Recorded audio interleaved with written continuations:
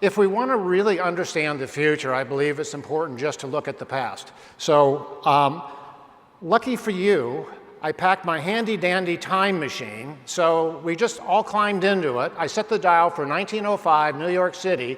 Any New Yorkers in the crowd?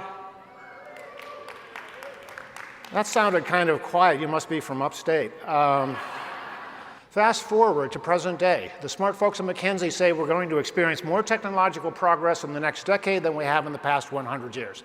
Think about what you've been reading, seeing, hearing just since the fall of 2022 when it comes to AI alone. So I believe we're on the beginning of a new cycle, and it's going to play out over time, but I believe when we look at the past, we're going to see a repeat of that as we look forward. So if you believe what I'm saying, it's probably important that we all know a little bit about this thing called AI. So what are the basics? It's amazing to me, by the way, as someone who does a lot of work in AI around the world in health and medicine, how many times I can be having a conversation with people about AI, get to the end of it, and kind of find out we're really talking about different things. I mean, if all of a sudden I broke you up and I said, turn to the people next to you and discuss your definition of AI, how much variance would be in this hall? So I'm going to give you a few things to think about. I don't understand why people make AI out to be so complicated. I mean, there's lots of cool things that are kind of complex, but AI is simply IT systems that sense, comprehend, act, and learn. Intelligence demonstrated by software with the ability to depict or mimic human brain functions. I'm going to keep going back to mimic, not replace.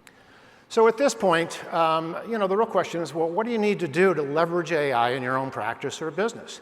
It's amazing to me in my ability to work with people who are brilliant. They've gone to medical school, they've got advanced degrees like you, they've spun off very successful practices, and somehow when I mention AI, they do this. It's like, it's not that hard. So I've had the privilege of working on analytic and AI projects around the world for probably 15 years. There are a lot of things I can tell you for what not to do. But there are a few things that when I look at successful organizations and people, there are a couple things that if you understand this and you do this, I guarantee you will have success. Not only will you have success, but here are three things that if you understand and do, I believe will give you AI superpowers. Where do optometrists stand when it comes to those kind of changes? Because it seems to me that, as people come to you for the eye exams and you're doing retinal imaging, it may be you become an even more important referral source to other sort of specialties based on just what's happening with retinal scans and AI.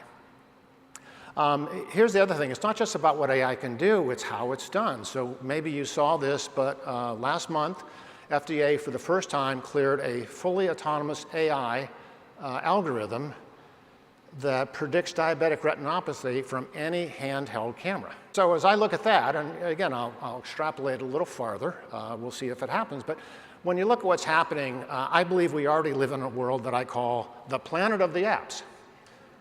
So are we going to reach a point where we're going to see apps that allow consumers to at least start that process of screening for things like diabetic retinopathy, glaucoma, anything else?